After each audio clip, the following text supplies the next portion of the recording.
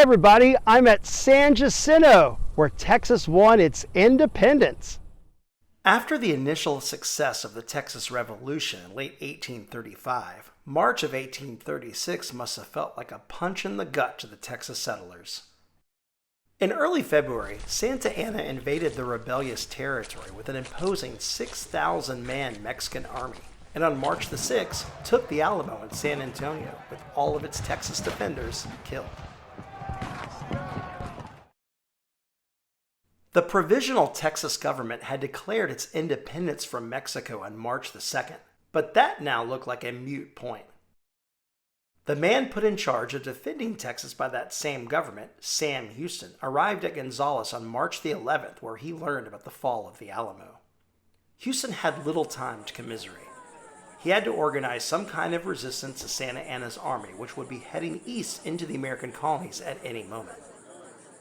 Having only a handful of men at his disposal, Houston ordered the town of Gonzales burned and retreated east to the Colorado River. Settlers soon fell into a state of panic once the news of the fall of the Alamo reached them. This runaway scrape, as it came to be known, would last all through March and April of 1836. Texas families packed up as many belongings as they could fit into a wagon, abandoned their homes, and fled east to the safety of American Louisiana.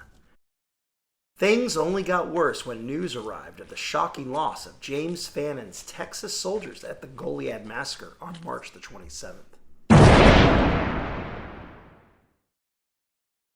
Houston and his army retreated as well. The Texas Army grew as more recruits from the American colonies and the United States flocked to Houston's banner. At the same time, heavy rains swelled the rivers and turned the roads into a quagmire of mud, slowing the large Mexican army in their pursuit. The Texas and the Mexican army continued to play a game of cat and mouse throughout early April. Meanwhile, the Texas soldiers grew wary of all the running, and Houston faced severe criticism from the army and the provisional government. Houston had hoped to make a stand at the Colorado and then the Brazos rivers, but knew that his army had to be patient and wait for the perfect opportunity to engage Santa Anna. That opportunity presented itself when Santa Anna split from the bulk of his army in a desperate bid to capture the Texas government at Harrisburg. Houston's army raced to Lynch's Ferry to confront Santa Anna and met him on a large open plain between the Buffalo Bayou and the San Jacinto River. With the Texans occupying a thick grove of trees along the banks of the Buffalo Bayou, Santa Anna ordered his cavalry to draw the Texans out on April the 20th, and the two sides fought an inconclusive skirmish. When dawn broke on April the 21st, 1836, it might have seemed the Texans had lost their opportunity. Santa Anna's army had been reinforced by an additional 500 soldiers and now held the numerical advantage.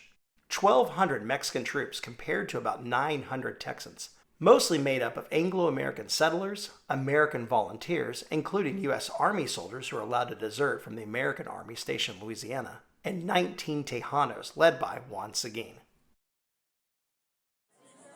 Houston and his officers reportedly bickered on when to attack the morning of the 21st and didn't line up till nearly 4 p.m.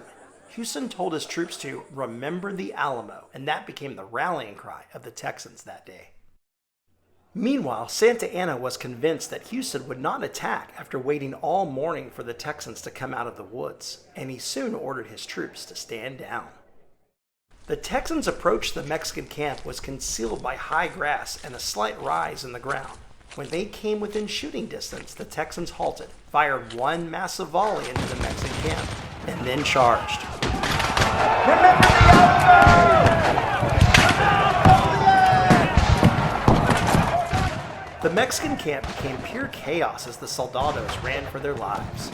Houston's left ankle was shot, causing it to shatter, but this was one of the few casualties the Texans suffered. The actual battle lasted around 18 minutes, but the slaughter of fleeing Mexican troops went on for hours. Many of the Mexicans were gunned down trying to cross the marsh behind the Mexican camp known as Peggy's Lake.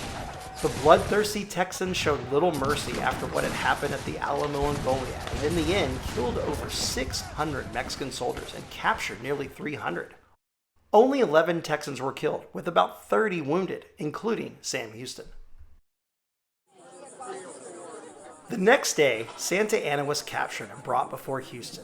In exchange for his life, he ordered the remaining Mexican army to leave Texas and would eventually sign a peace treaty at Velasco that acknowledged Texas independence and ended the Texas Revolution.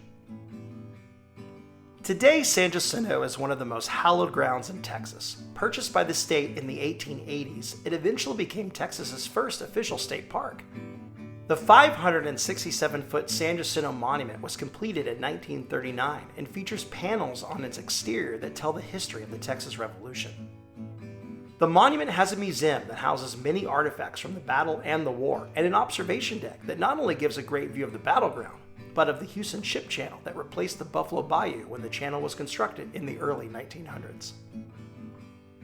The San Jacinto Battleground is where Texas independence was won, and is a wonderful place to visit for people of all ages. So come see San Jacinto. It's one of the most important places in Texas history.